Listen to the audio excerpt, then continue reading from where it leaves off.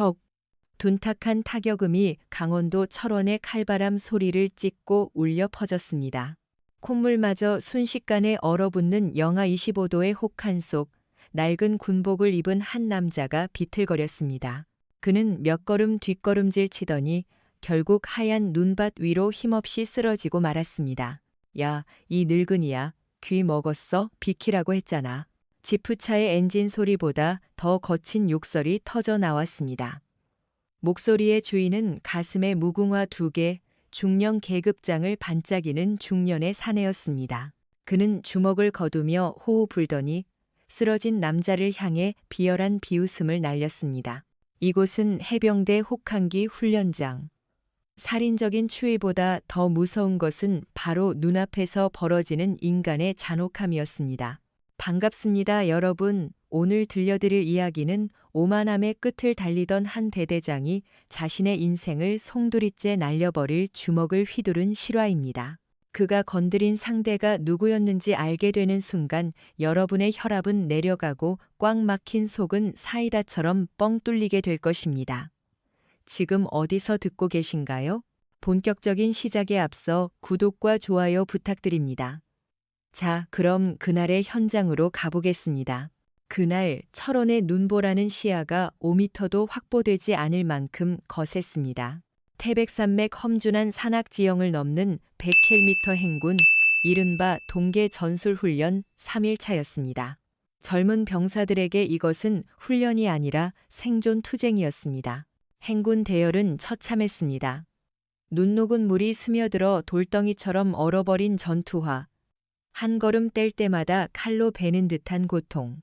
병사들이 내뱉는 거친 숨소리는 하얀 입김이 되어 속눈썹에 고드름으로 매달렸습니다. 하지만 누구도 감히 멈출 수 없었습니다. 그들의 등 뒤에는 저승사자가 지켜보고 있었기 때문입니다. 여기서 말하는 저승사자는 죽음이 아니라 제3대 대장 박진석 중령이었습니다. 박진석, 42세. 그는 전술적 능력보다는 병사들을 쥐어짜는 악랄함과 윗선에 대한 압으로 사단 내에서 악명 높은 인물이었습니다. 수백 명의 병사들이 30kg 완전 군장을 메고 눈보라를 뚫고 걷는 동안 박진석은 따뜻한 지휘 차량 랜드로버 뒷좌석에 앉아 히터를 빵빵하게 틀어놓고 있었습니다. 손에는 김이 모락모락 나는 캔커피가 들려 있었죠. 차 안이 얼마나 따뜻한지 그는 야전 상의조차 벗어던지고 얇은 스웨터 차림이었습니다. 느려 터져가지고 저 꼬라지들 좀 봐라. 저게 군인이야? 아니면 거짓대야? 박진석은 금반지를 낀 손가락으로 핸들을 툭툭 치며 신경질적으로 소리쳤습니다. 운전석 옆 조수석에 앉은 전속부관 최소위는 영하의 날씨에도 식은땀을 흘리고 있었습니다.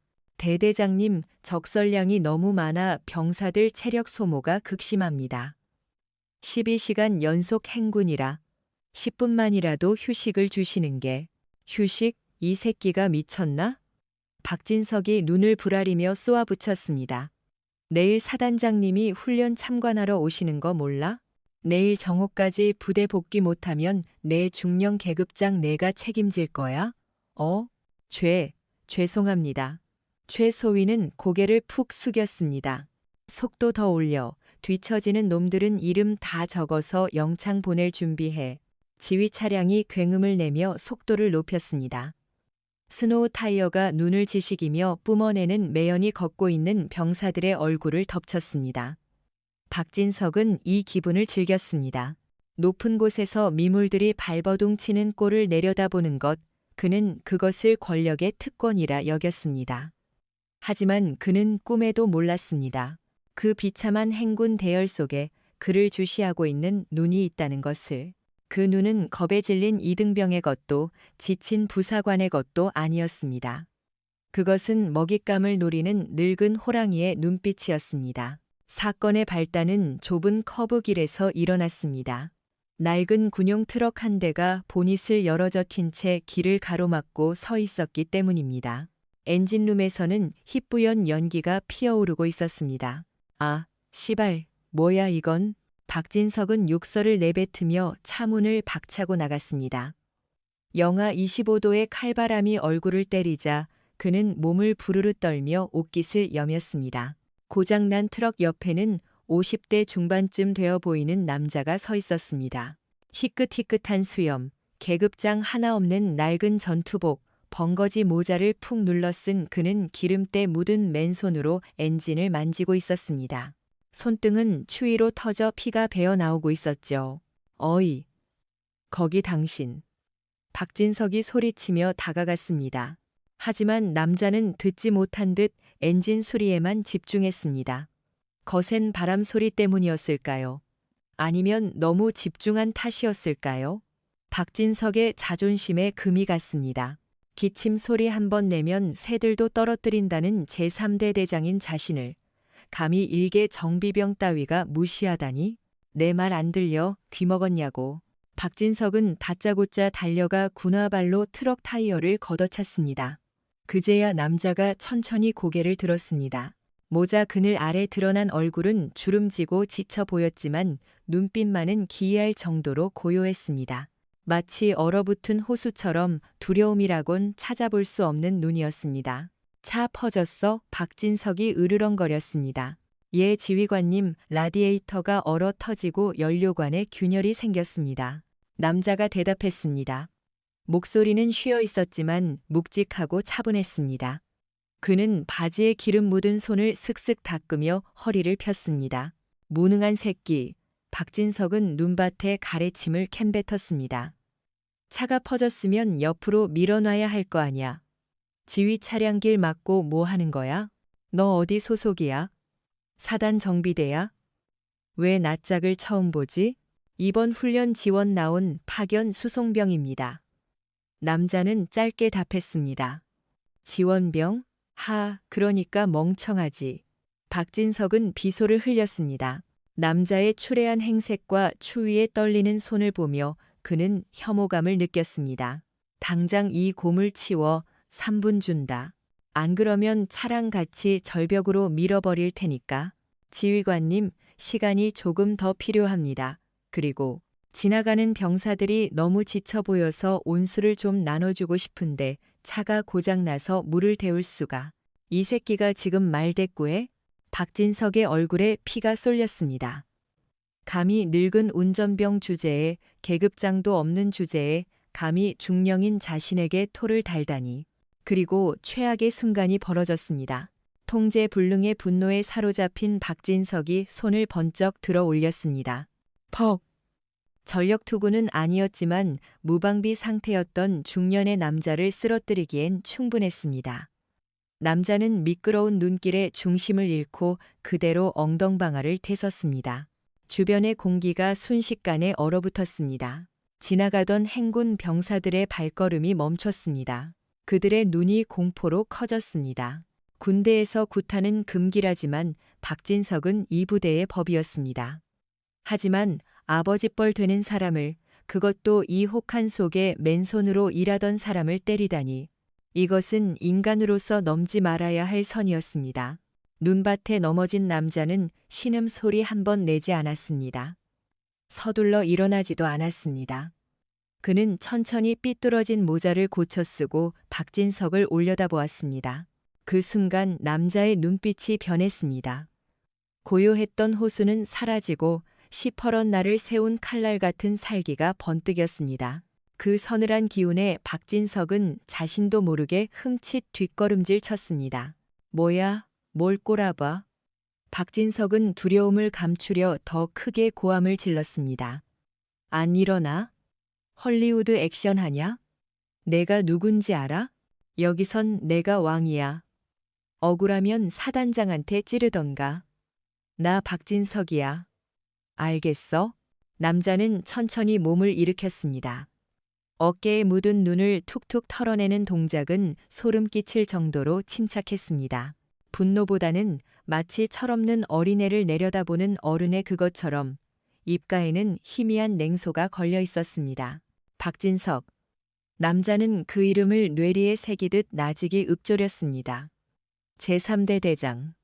박진석 중령. 이 새끼가 감히 내 이름을 불러? 박진석이 다시 손을 들어 올렸습니다. 하지 마십시오.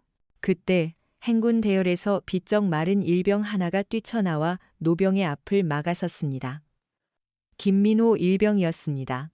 추위로 얼굴은 보랏빛이 되었고 입술은 터져 피가 흐르고 있었지만 눈빛만은 결연했습니다.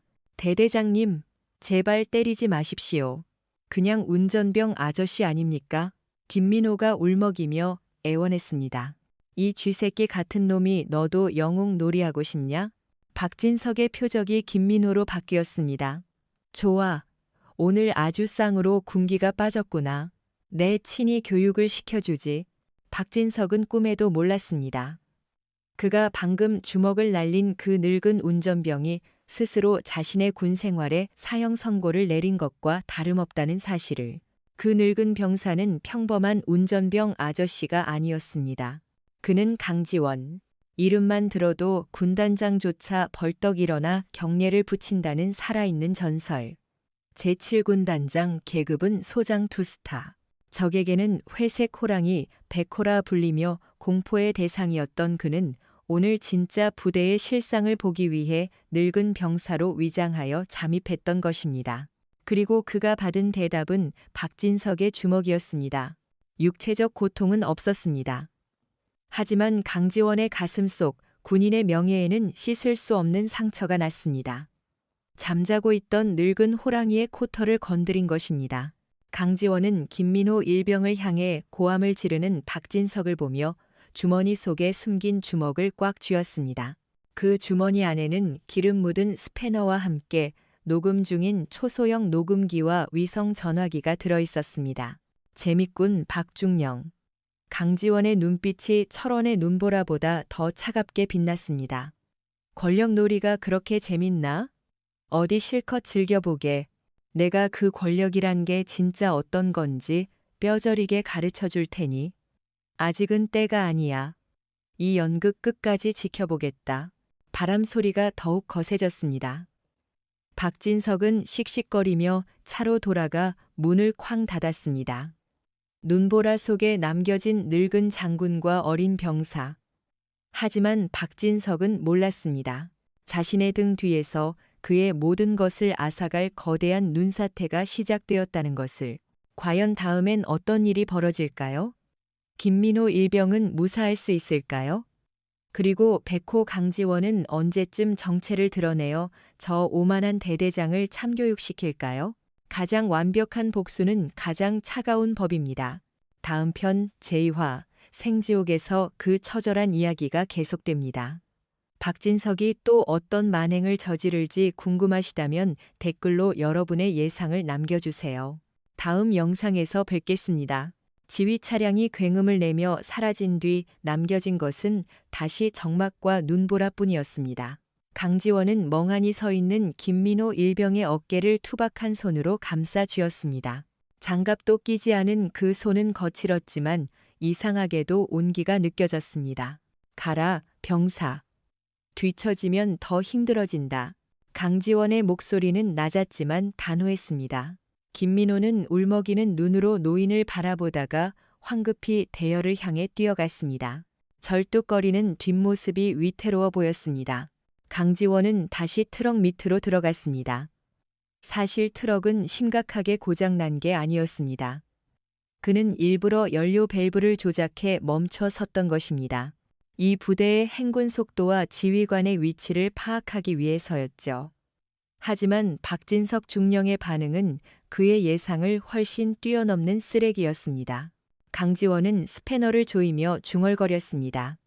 박진석, 내 놈의 군번 줄 내가 오늘부로 끊어주마. 행군은 계속되었습니다.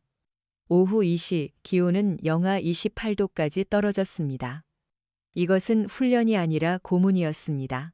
병사들의 속눈썹에는 하얀 서리가 내려앉았고 감각을 잃은 발가락은 이미 괴사가 시작되고 있었습니다. 하지만 박진석의 지휘 차량은 멈추지 않았습니다.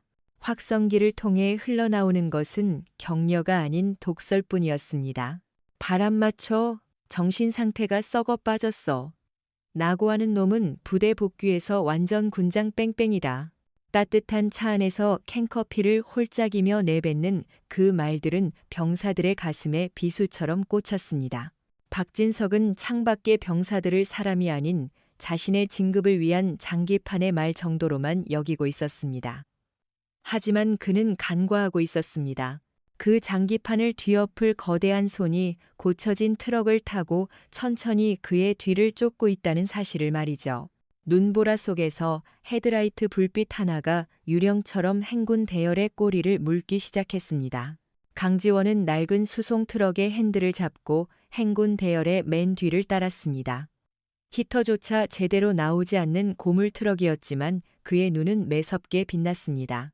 그는 운전하면서도 병사들의 상태를 하나하나 체크했습니다.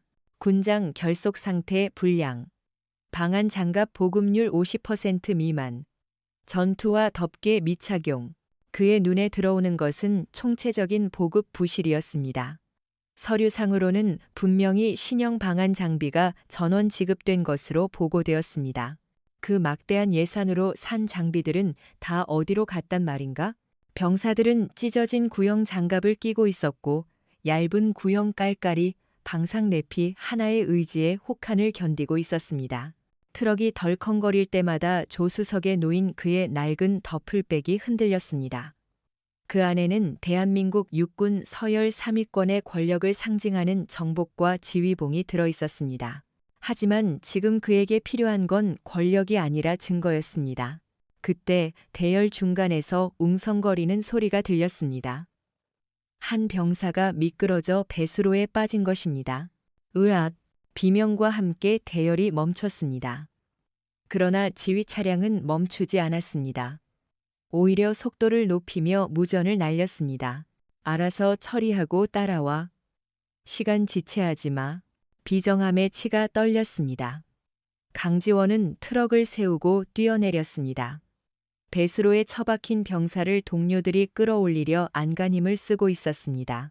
강지원은 말없이 다가가 병사의 군장을 대신 들어 올리고 단단한 팔로 병사를 부축해 올렸습니다. 감사합니다, 아저씨.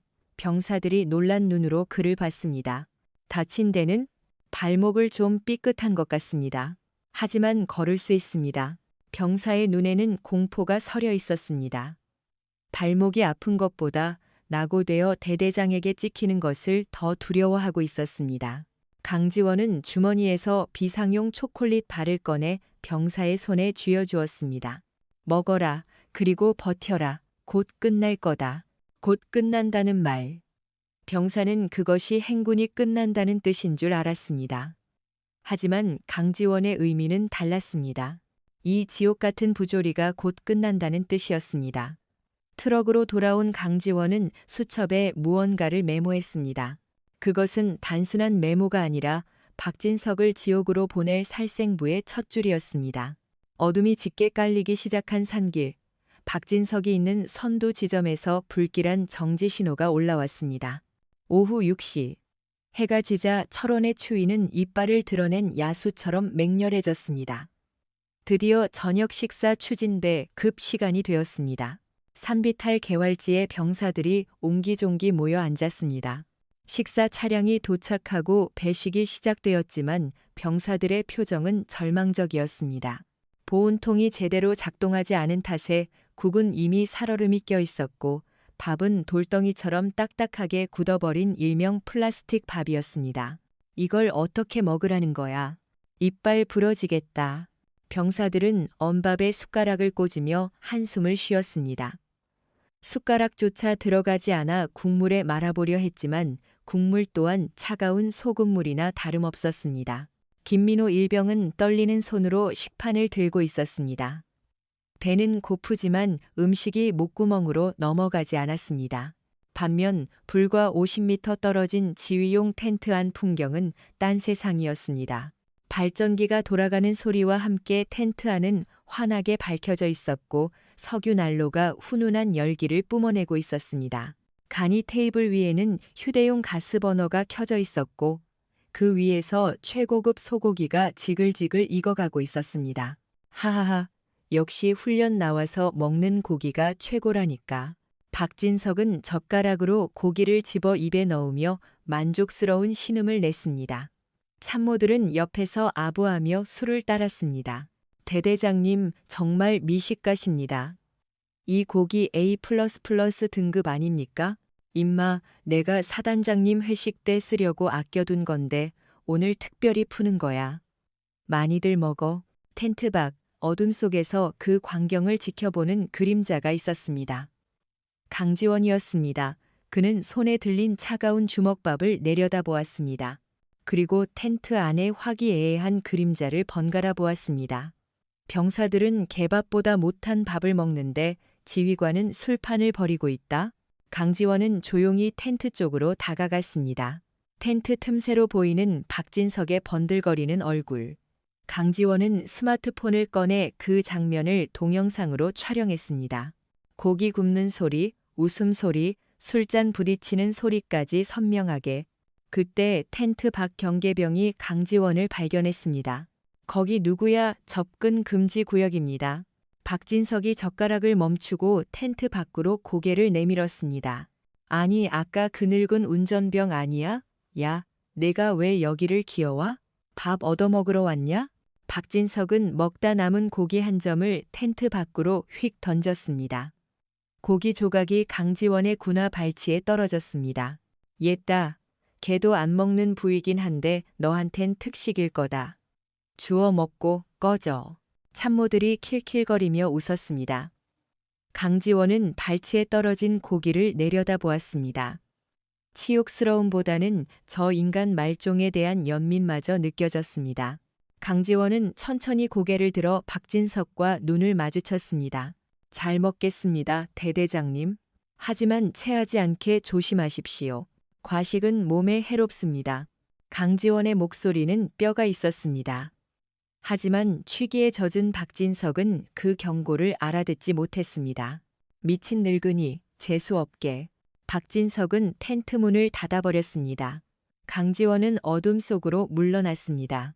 그의 주먹은 부들부들 떨리고 있었지만 머릿속은 그 어느 때보다 차갑게 식어 있었습니다. 오늘 밤 누군가는 반드시 대가를 치르게 될 것입니다. 그런데 갑자기 병사들이 모여 있는 곳에서 다급한 외침이 들려왔습니다. 의무병, 의무병. 비명에 가까운 외침이 정막을 깼습니다. 강지원은 본능적으로 소리가 난 곳으로 달려갔습니다.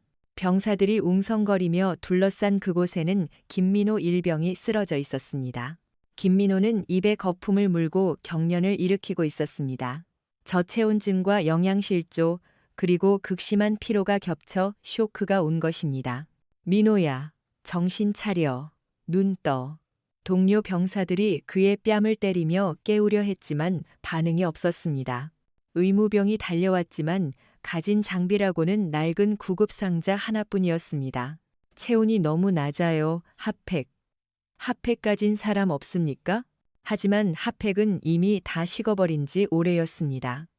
보급받은 핫팩들이 전부 불량품이었기 때문입니다. 소란이 커지자 박진석이 짜증 섞인 표정으로 텐트에서 나왔습니다. 아, 씨발. 밥 먹는데 왜 이렇게 시끄러워? 무슨 일이야? 대대장님, 김민호 일병이 쓰러졌습니다.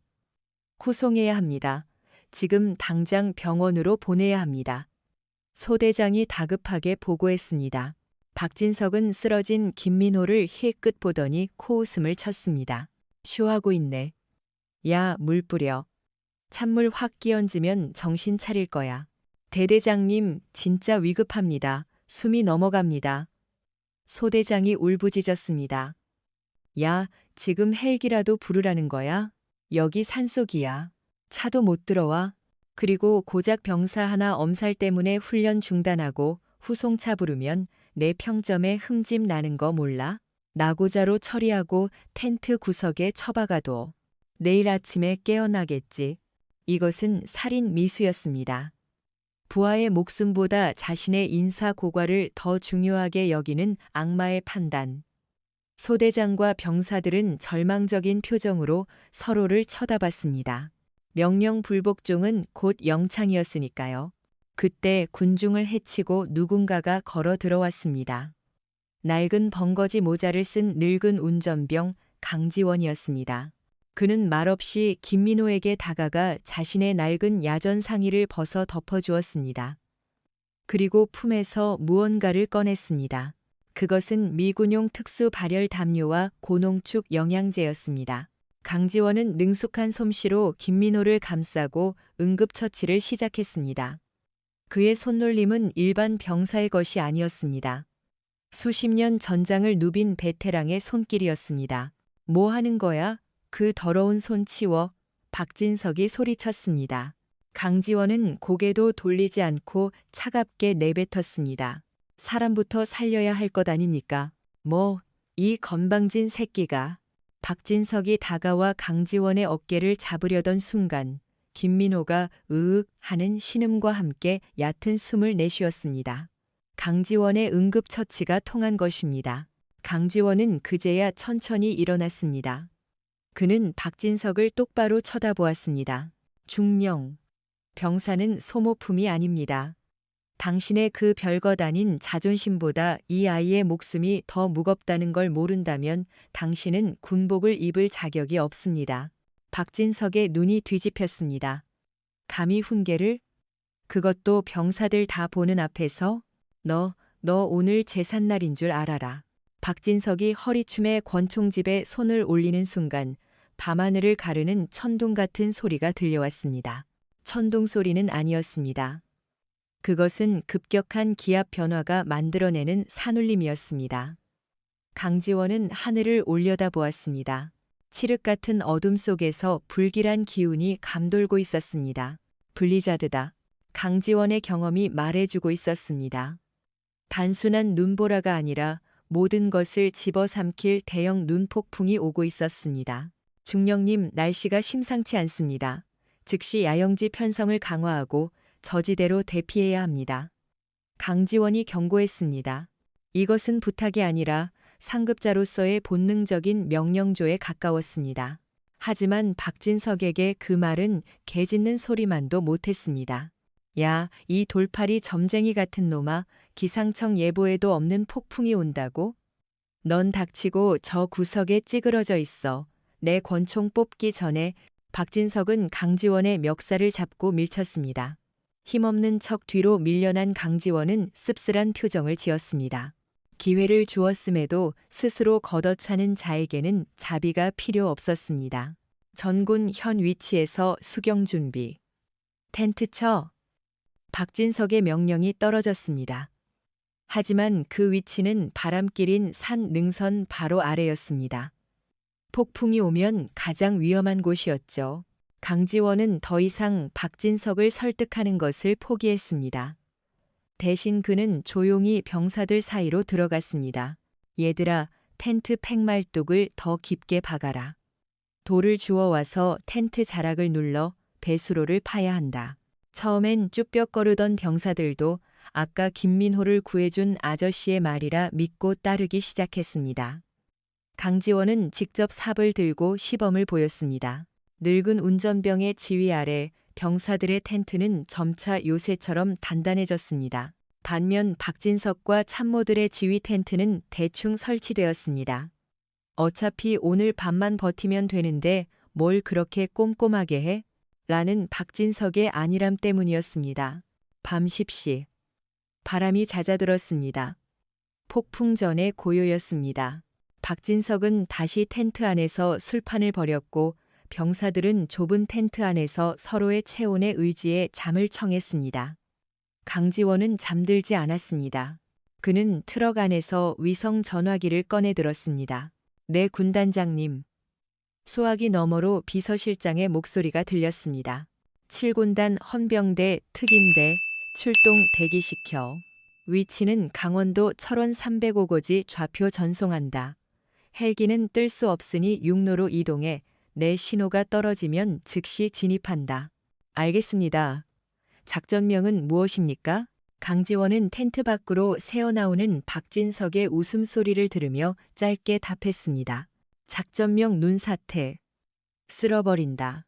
전화를 끊자마자 거짓말처럼 텐트 천이 찢어질 듯한 굉음과 함께 폭풍이 들이닥쳤습니다. 자연의 분노는 예고가 없었습니다. 초속 20m의 강풍이 눈과 얼음을 동반하고 야영지를 강타했습니다. 으악, 텐트 날아간다. 잡아, 폴대 잡아. 비명소리가 여기저기서 터져 나왔습니다. 박진석이 대충 설치하라고 지시했던 참모들의 텐트가 제일 먼저 허공으로 날아가 버렸습니다. 잠자던 장교들이 속옷 바람으로 눈밭에 나뒹굴었습니다. 하지만 병사들의 텐트는 달랐습니다. 강지원의 지시대로 단단히 고정해둔 덕분에 심하게 흔들릴 뿐 무너지지는 않았습니다. 강지원은 눈보라를 뚫고 밖으로 뛰어나왔습니다. 당황하지 마라. 서로 팔짱을 껴. 뭉쳐야 산다. 그의 목소리는 확성기보다 더 크게 울렸습니다. 병사들은 본능적으로 그 늙은 아저씨를 중심으로 모여들었습니다. 그 시각 박진석의 지휘 텐트도 무사하지 못했습니다. 난로가 넘어지며 텐트에 불이 붙을 뻔했고 테이블 위에 술병들이 박살났습니다. 야, 내 텐트 잡아. 뭐 하는 거야 이 새끼들아. 박진석은 밖으로 기어 나와 고래고래 소리를 질렀습니다. 병사들이 추위에 떨며 서로를 지키고 있을 때 지휘관이라는 작자는 자기 텐트 날아간다고 병사들을 욕하고 있었습니다. 대대장님, 병사들 텐트 쪽으로 대피하셔야 합니다. 여기는 위험합니다. 참모가 소리쳤습니다. 내가 병사놈들 냄새나는 텐트에 들어가라고? 미쳤어? 내 차 가져와. 차로 들어갈 거야. 박진석은 끝까지 이기적이었습니다. 그는 랜드로버 지휘 차량으로 도망쳐 문을 잠갔습니다. 밖에서 병사들이 눈보라와 싸우든 말든 그는 히터를 틀고 몸을 녹였습니다. 강지원은 그 모습을 보며 헛웃음을 지었습니다. 이제 더 이상 볼 것도 없었습니다. 저자는 지휘관이 아니라 기생충이었습니다. 강지원은 어둠을 틈타 무너진 보급 텐트 쪽으로 향했습니다. 혼란스러운 틈을 타 결정적인 증거를 확보하기 위해서였습니다.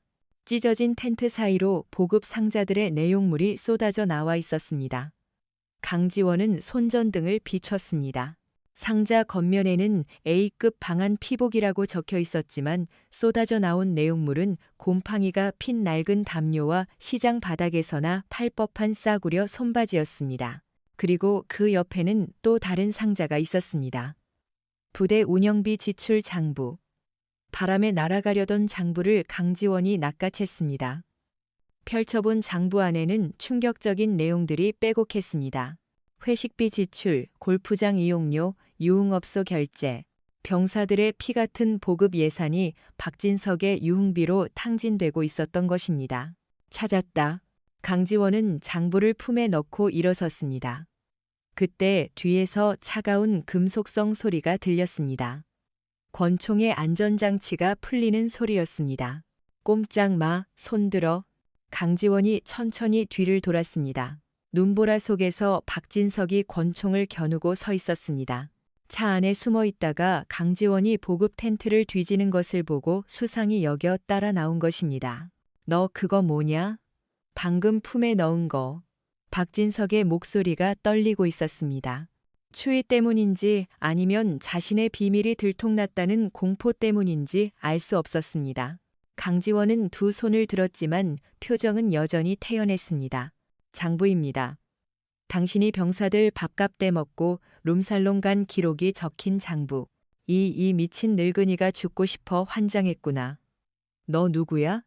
단순한 운전병 아니지? 기무사 보안사에서 나왔냐? 아니면 감찰. 박진석은 방아쇠에 건 손가락에 힘을 주었습니다. 여기서 이 늙은이를 죽이고 폭풍 속 사고사나 무단 침입자 사살로 위장하면 그만이었습니다. 내가 누군지는 중요하지 않아. 중요한 건 내가 군인으로서의 선을 넘었다는 거지. 강지원이 한 발짝 다가갔습니다. 오지마 쏜다. 진짜 쏜다고. 박진석이 뒷걸음질 쳤습니다. 총을 든 건 자신인데 오히려 맨손인 노인에게 압도당하고 있었습니다. 쏴봐. 네가 쏘는 순간 내 인생도 같이 끝나는 거야. 강지원의 눈빛에서 뿜어져 나오는 패기는 실탄보다 더 무거웠습니다. 그것은 수십 년간 사선을 넘나들며 다져진 진짜 군인의 기백이었습니다. 아악! 박진석은 공포를 이기지 못하고 소리를 질렀지만 차마 방아쇠를 당기지는 못했습니다.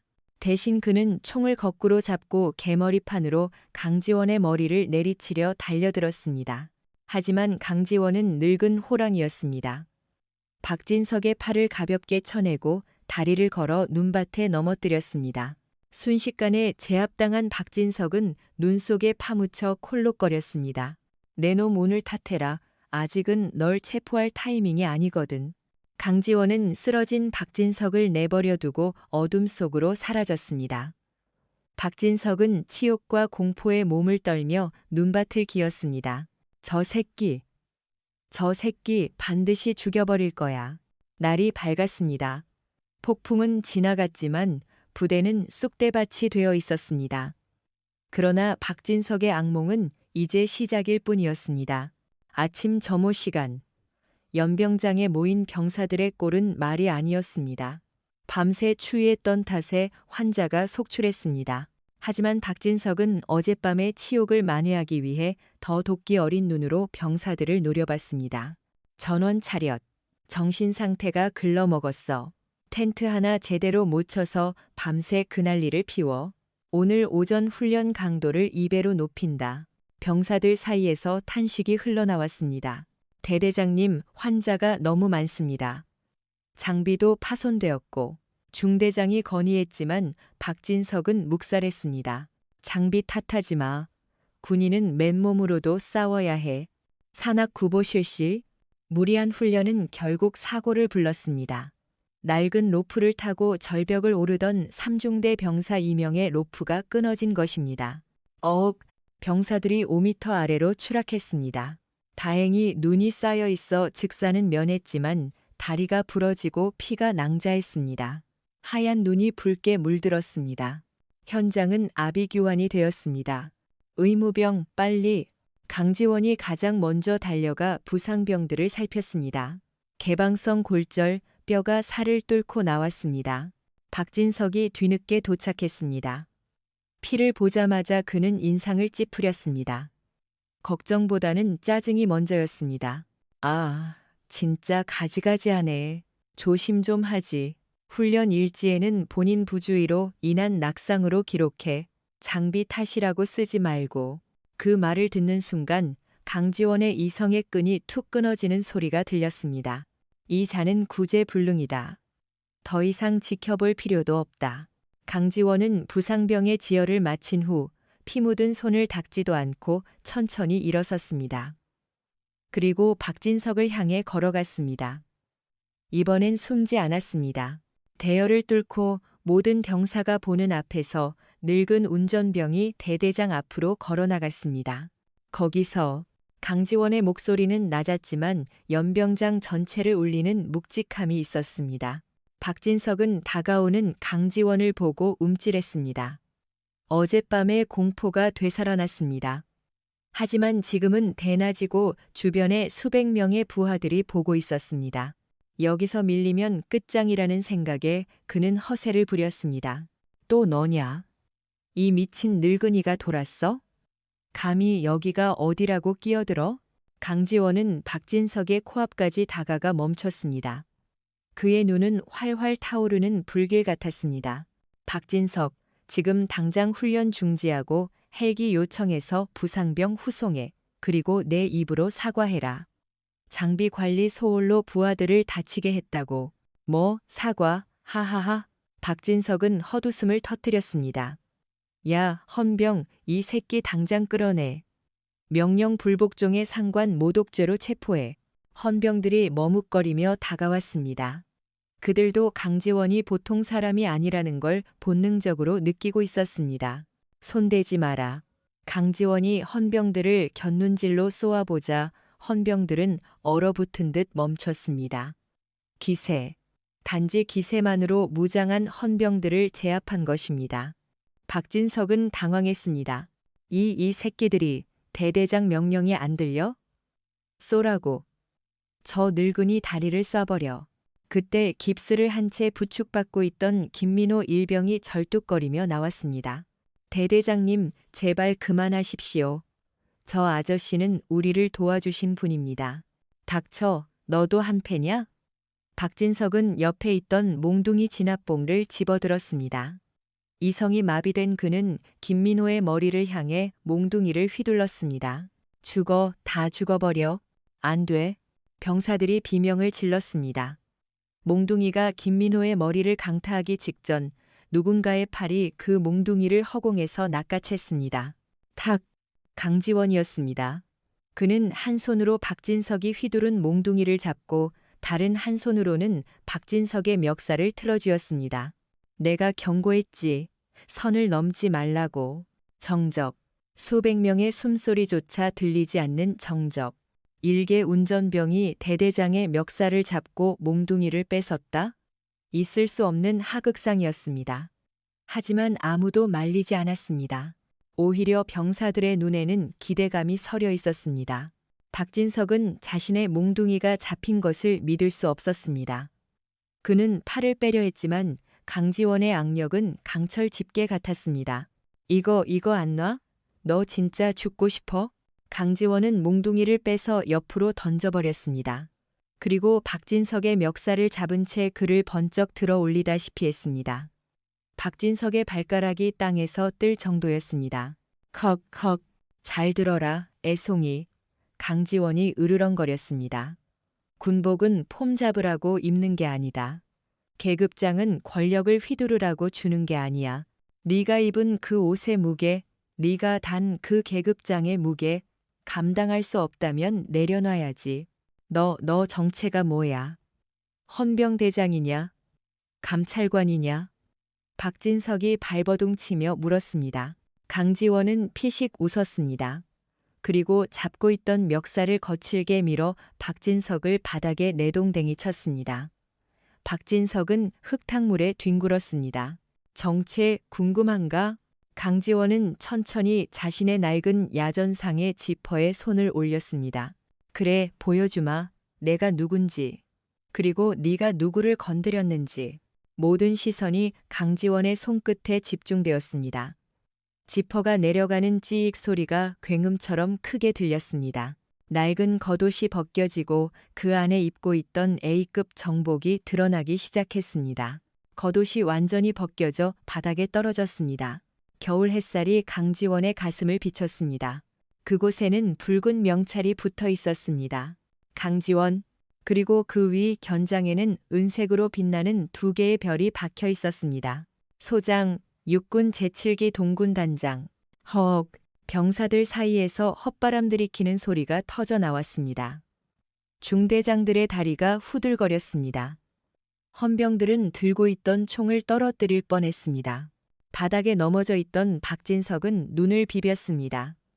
잘못 본 것일까? 저 늙은 운전병이. 투스타? 군단장? 거짓말, 가짜야. 연극이지? 박진석이 뒷걸음질 치며 중얼거렸습니다. 강지원은 천천히 가죽 장갑을 꺼내 끼며 말했습니다. 제3대 대장 박진석 중령. 관등 성명 안 되나? 그 목소리. 아까까지의 쉰 목소리가 아니었습니다. 수만 대군을 호령하던 군단장의 위험 있는 목소리였습니다. 박진석의 뇌가 정지했습니다. 본능적으로 몸이 반응했습니다. 그는 벌떡 일어나 차렷 자세를 취하려다 다리가 풀려 다시 주저앉았습니다. 오줌을 지린 바지가 축축해졌습니다. 군 군단장님, 저는 눈 똑바로 떠. 강지원이 호통쳤습니다. 내가 아까 나한테 그랬지? 눈 똑바로 뜨라고. 지금 내가 묻는다. 내 별이 안 보이나? 보입니다. 죄송합니다. 죽을 죄를 지었습니다. 박진석은 바닥에 머리를 박고 엎드렸습니다. 이마에서 피가 날 정도로 쿵쿵 토렀습니다. 늦었다. 강지원은 차갑게 말했습니다. 그리고 하늘을 향해 손짓했습니다. 두두두두두. 멀리서 헬기 소리가 들려왔습니다. 한 대가 아니었습니다. 세 대의 UH-60 블랙호크 헬기가 편대를 이루며 훈련장 상공에 나타났습니다. 헬기 측면에는 군사경찰, 헌병 마크가 선명했습니다. 동시에 산길을 따라 헌병 특임대, 차량 10여 대가 사이렌을 울리며 들이닥쳤습니다. 훈련장은 순식간에 체포 현장으로 변했습니다. 헬기가 착륙하고 검은 대테러복을 입은 특임대원들이 뛰어내렸습니다. 그들의 손에는 체포 영장이 들려 있었습니다. 박진석 중령, 군수품 횡령, 직권남용, 가혹행위 및 상관 모독 혐의로 긴급 체포한다. 헌병 대장이 박진석에게 수갑을 채웠습니다. 이거 놔, 이거 놓으라고. 나 대대장이야. 사단장님한테 전화할 거야. 박진석이 발악했습니다. 그때 헬기에서 내린 또 한 명의 장군이 다가왔습니다. 박진석이 믿던 뒷배의 사단장이었습니다. 박진석의 얼굴에 화색이 돌았습니다. 사단장님, 살려주십시오. 저 늙은이가. 아니, 군단장님이 오해하신 겁니다. 하지만 사단장은 박진석을 보지도 않았습니다. 그는 곧바로 강지원 앞에 가서 거수경례를 붙였습니다. 충성. 7군단 예하 영사단장 소장 이영철입니다. 군단장님께 심려를 끼쳐드려 송구합니다. 강지원은 사단장의 경례를 받지 않았습니다. 이영철 소장. 자네 부하 관리가 아주 개판이더군. 내 앞에서 춤추던 저 광대 녀석 자네가 키운 건가? 면목 없습니다. 즉시 직위 해제하고 군사법원에 넘기겠습니다. 사단장은 식은땀을 흘리며 고개를 숙였습니다. 박진석은 그제야 모든 희망이 사라졌음을 깨달았습니다. 그는 개처럼 끌려가며 강지원에게 애원했습니다. 군단장님, 한 번만 봐주십시오. 제 처자식이 있습니다. 제발요. 강지원은 끌려가는 박진석을 보며 나지막이 말했습니다. 내가 걷어찬 저 병사들에게도 가족이 있다. 그들은 누군가의 귀한 아들이야. 내 가족만 소중하고 남의 아들들은 쓰레기냐? 가서 죗값이나 치러라. 박진석과 그의 부패한 참모들이 줄줄이 연행되었습니다. 그들이 숨겨둔 횡령 장부, 불량 장비들, 그리고 뇌물수수 내역까지 헌병대에 의해 낱낱이 압수되었습니다. 강지원은 연병장 단상에 올랐습니다. 엉망진창이 된 훈련장, 지치고 상처 입은 병사들이 그를 올려다보고 있었습니다. 두려움과 경외심이 섞인 눈빛들. 전원 주목. 강지원의 목소리에 2천여 명의 병사들이 숨을 죽였습니다. 나는 7군 단장 강지원이다. 오늘부로 너희들의 훈련은 종료된다. 와! 병사들의 함성이 터져 나왔습니다. 지옥 같은 훈련이 끝난 것입니다. 하지만 강지원이 손을 들어 제지했습니다. 이것은 끝이 아니다. 너희들이 받은 고통, 너희들이 당한 부당한 대우, 내가 전부 보상하겠다. 지금 즉시 헬기로 A급 방한 피복과 전투 식량, 그리고 특식을 공수해왔다. 배불리 먹고 따뜻하게 입어라. 그리고 부상자들은 전원 국군 수도병원으로 헬기 후송한다. 하늘에서 다시 수송 헬기들이 나타나 보급품을 투하했습니다. 진짜 고기가 들어간 도시락, 따뜻한 핫팩, 새 방한복들이 병사들에게 지급되었습니다. 김민호 일병은 새 방한복을 받아들고 울음을 터뜨렸습니다. 강지원이 단상에서 내려와 김민호에게 다가갔습니다. 일병 김민호, 이병 김민호, 김민호가 깁스를 한 다리로 일어서려 했습니다. 강지원은 그를 앉히고 그의 어깨에 손을 올렸습니다. 아까 날 막아섰을 때 무섭지 않았나? 무서웠습니다. 하지만 아저씨가 맞는 걸 볼 수 없었습니다. 강지원은 빙그레 웃었습니다. 그게 진짜 군인이다. 약자를 보호하고 불의에 맞서는 것. 너는 오늘 나보다 더 결장군다웠다. 고맙다, 아들. 아들. 군단장의 입에서 나온 그 한마디에 김민호는 펑펑 울었습니다. 주변의 병사들도 눈시울을 붉혔습니다. 차가운 철원의 훈련장이 눈물과 감동으로 따뜻해지는 순간이었습니다. 일주일 후, 박진석은 군사재판에 회부되어 징역 5년과 불명예 전역을 선고받았습니다. 그의 연금은 박탈되었고 그동안 착복한 돈은 전액 환수되었습니다. 그의 악행을 도왔던 참모들도 모두 옷을 벗었습니다. 제3대대는 새로운 대대장이 부임하여 완전히 다른 부대로 거듭났습니다. 병사들의 식단은 개선되었고 낡은 장비들은 전면 교체되었습니다. 강지원은 집무실 창가에 서서 눈 내리는 연병장을 바라보고 있었습니다. 그의 책상 위에는 김민호 일병이 보낸 감사의 편지가 놓여 있었습니다. 군단장님 덕분에 저는 군인이 된 것을 자랑스럽게 생각하게 되었습니다. 전역하는 날까지 부끄럽지 않은 해병이 되겠습니다. 강지원은 편지를 읽으며 미소를 지었습니다. 그는 낡은 벙거지 모자를 꺼내 만지작거렸습니다. 며칠 전 썼던 그 모자입니다. 비서실장이 들어왔습니다. 군단장님, 다음 일정 준비되셨습니다. 국방부 장관님 회의입니다. 그래, 가자. 강지원은 정모를 쓰고 지휘봉을 들었습니다. 늙은 호랑이의 눈빛은 여전히 매서웠지만 그 깊은 곳에는 봄날의 햇살 같은 따스함이 담겨 있었습니다. 그는 알고 있었습니다. 권력은 높은 곳에서 군림하기 위해 있는 것이 아니라 가장 낮은 곳을 살피기 위해 존재한다는 것을. 눈 덮인 철원에도 봄은 오고 있었습니다. 여러분, 오늘 이야기 어떠셨나요? 오만한 권력자가 무너지고 정의가 승리하는 순간 짜릿함을 느끼셨나요? 강지원 군단장 같은 리더가 더 많아지길 바란다면 구독과 좋아요를 눌러주세요. 여러분의 응원이 더 통쾌한 이야기를 만드는 힘이 됩니다.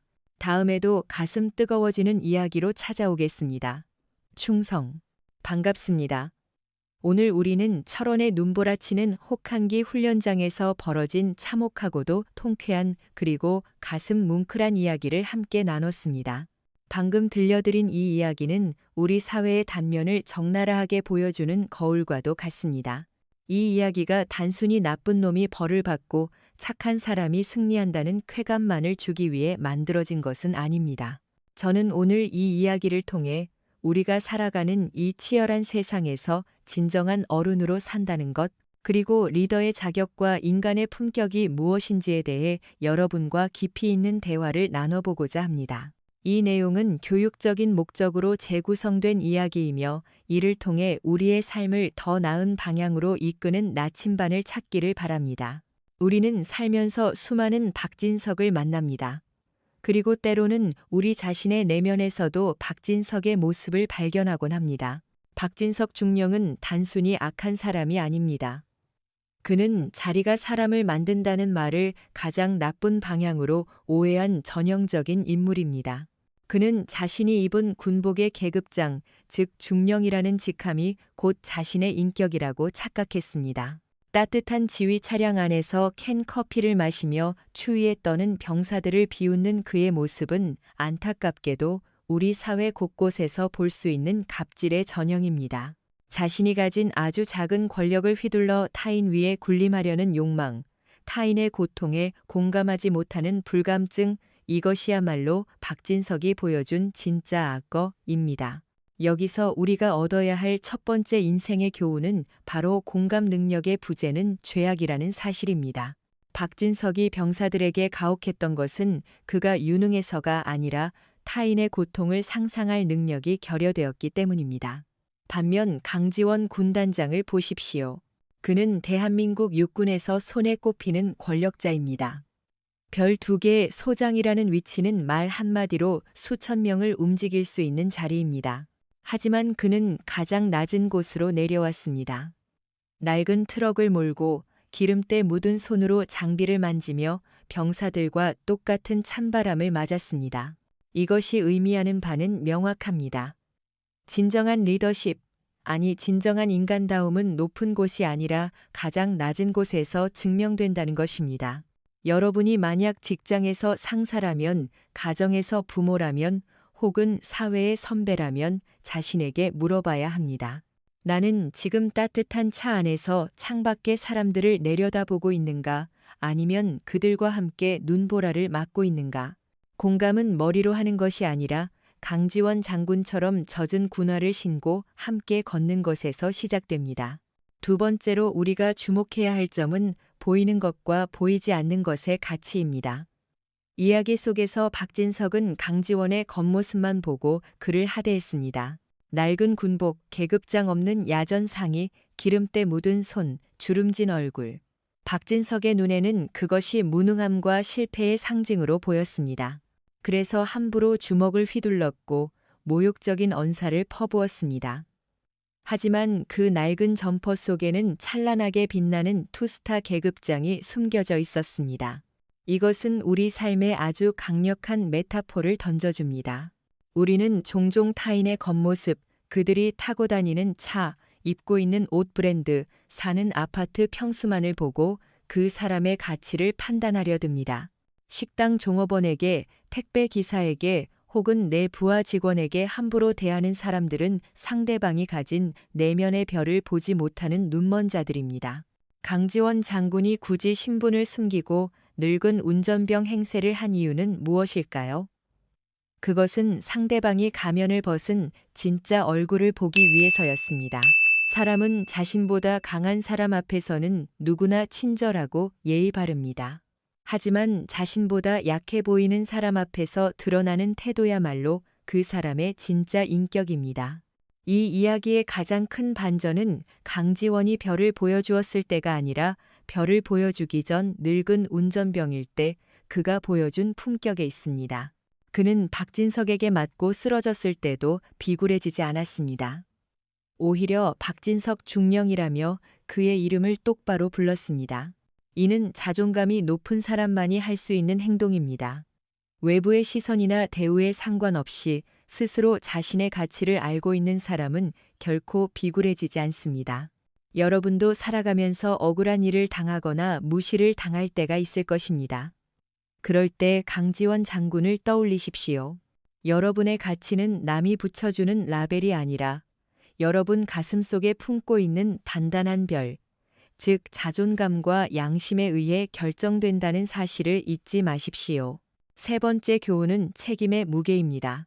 박진석은 병사들이 다치거나 낙오할 때마다 그 책임을 병사들의 나약함으로 돌렸습니다. 군기가 빠졌다, 정신 상태가 썩었다며 남 탓을 했습니다. 심지어 김민호 일병이 쓰러졌을 때도 자신의 인사고과를 걱정하며 구조를 거부했습니다. 이는 전형적인 가짜 어른의 모습입니다. 반면 강지원은 어떻습니까? 그는 자신의 부하가 저지른 잘못에 대해 자네 부하 관리가 개판이군이라며 사단장을 질책했고 결국 그 모든 시스템을 바로잡기 위해 직접 나섰습니다. 그리고 병사들에게 너희들이 받은 고통은 내가 보상하겠다라고 말했습니다. 진정한 어른은 변명하지 않습니다. 진정한 어른은 책임을 집니다. 우리 사회가 때로 차갑고 삭막하게 느껴지는 이유는 권리를 누리려는 사람은 많지만 책임을 지려는 사람이 적기 때문입니다. 가정에서든 사회에서든 내 탓이요, 내가 해결하겠습니다 라고 말하는 사람이 있다면 그곳은 변하기 시작합니다. 김민호 일병이 강지원 장군을 위해 몽둥이 앞을 막어선 용기 또한 누군가 자신을 위해 책임을 져주었다는 믿음에서 나온 것입니다. 신뢰는 말이 아니라 책임지는 행동에서 나옵니다. 여러분이 누군가에게 신뢰받고 싶다면 그 사람의 짐을 기꺼이 나누어질 준비가 되어 있어야 합니다. 마지막으로 이 이야기가 우리에게 주는 가장 따뜻한 메시지는 희망은 결국 사람에게서 온다는 것입니다. 철원의 혹한은 우리의 인생에 닥쳐오는 시련을 상징합니다. 사업 실패, 질병, 인간관계의 단절 등 우리를 얼어붙게 만드는 고난들은 예고 없이 찾아옵니다. 그 차가운 눈보라 속에서 우리를 살게 하는 것은 시스템이나 돈이 아니라 김민호 일병에게 덮어준 강지원의 낡은 야전상해 같은 따뜻한 마음입니다. 핫팩보다 더 뜨거운 것은 사람의 체온이며 최고급 스테이크보다 더 값진 것은 배고픈 동료에게 건네는 초콜릿바 하나입니다. 강지원이 마지막에 병사들에게 새 방한복과 따뜻한 밥을 공수해 준 것은 단순히 물자를 제공한 것이 아닙니다. 그는 병사들에게 존중을 선물한 것입니다. 너희는 소모품이 아니다. 너희는 누군가의 귀한 아들이며 지켜져야 할 존재다. 이 메시지야말로 얼어붙은 병사들의 마음을 녹인 봄볕이었습니다. 우리도 주변 사람들에게 이런 존재가 될 수 있습니다. 거창한 권력이 없어도 됩니다.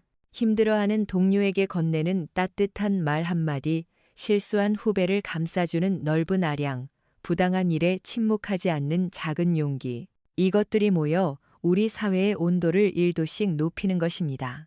이 이야기는 박진석의 파멸로 끝을 맺었지만 현실에서는 여전히 수많은 박진석들이 승승장구하는 것처럼 보일 때가 있습니다. 그래서 우리는 때로 좌절하고 착하게 살면 손해라고 생각하기도 합니다. 하지만 저는 확신합니다. 어둠은 결코 빛을 이길 수 없습니다. 강지원이 낡은 옷을 벗어던지고 빛나는 별을 드러냈던 것처럼 진실과 정의는 언젠가 반드시 그 모습을 드러냅니다. 박진석이 쌓아올린 모래성은 파도 한 번에 무너졌지만 강지원이 쌓은 신뢰의 탑은 병사들의 마음속에 영원히 남았습니다. 여러분의 삶에서도 당장의 이익을 위해 양심을 파는 유혹이 찾아올 때 이 이야기를 기억해 주십시오.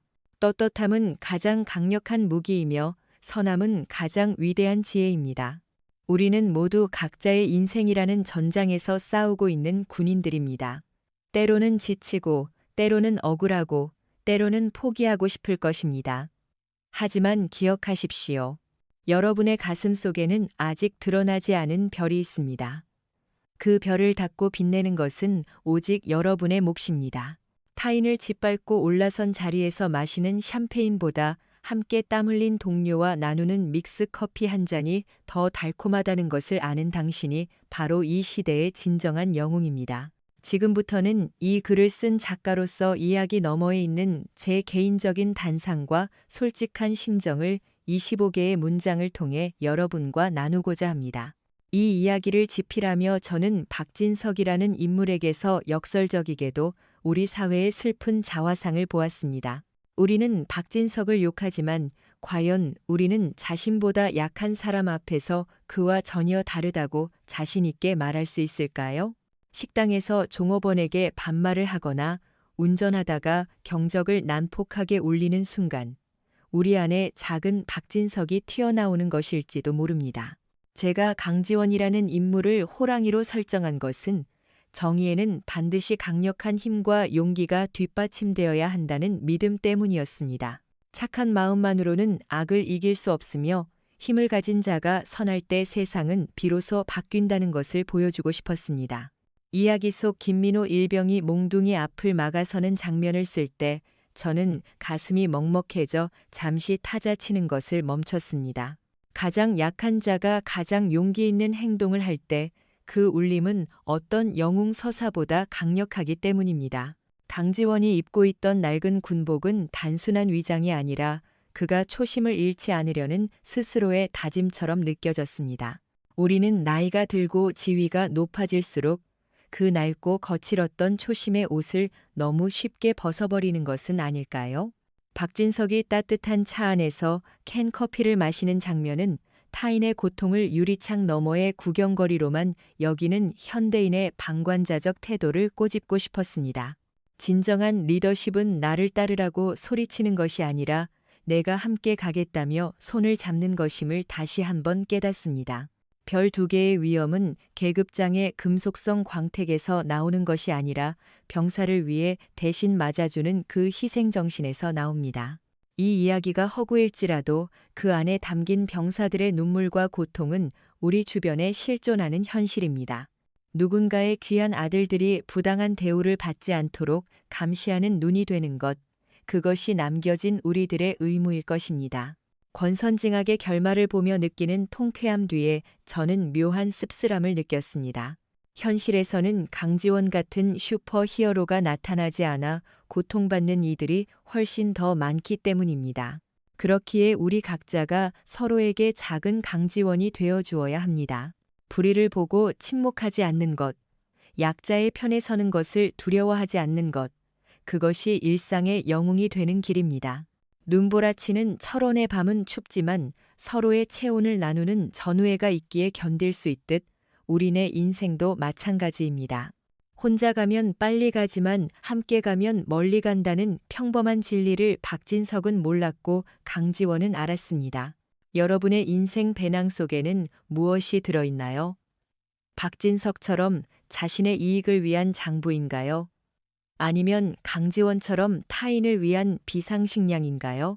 저는 이 글을 읽는 여러분 모두가 가슴속에 양심이라는 별을 품고 사는 장군들이라고 믿습니다. 부디 세상의 차가운 바람에 그 별빛이 흐려지지 않기를 간절히 소망합니다. 언젠가 여러분이 누군가의 든든한 바람막이가 되어줄 때 세상은 조금 더 살만한 곳으로 변해 있을 것입니다. 오늘 밤 여러분의 마음속에 따뜻한 봄날의 햇살 같은 희망이 깃들기를 바라며 펜을 놓습니다. 긴 시간 동안 이 이야기와 저의 생각에 귀 기울여 주셔서 진심으로 감사합니다. 이 이야기가 여러분의 삶에 작은 위로와 용기가 되었기를 바랍니다. 세상의 모든 김민호들이 웃을 수 있고 모든 강지원들이 존경받는 정의로운 세상을 꿈꿉니다. 이 이야기가 여러분의 가슴을 뜨겁게 했다면, 그리고 더 많은 사람과 이 가치를 나누고 싶다면 지금 바로 구독과 좋아요 버튼을 눌러주세요. 여러분의 작은 관심이 더 따뜻한 세상을 만드는 큰 힘이 됩니다. 저는 다음에도 우리 삶을 울리는 진정성 있는 이야기로 다시 찾아오겠습니다. 여러분의 삶을 응원합니다. 감사합니다.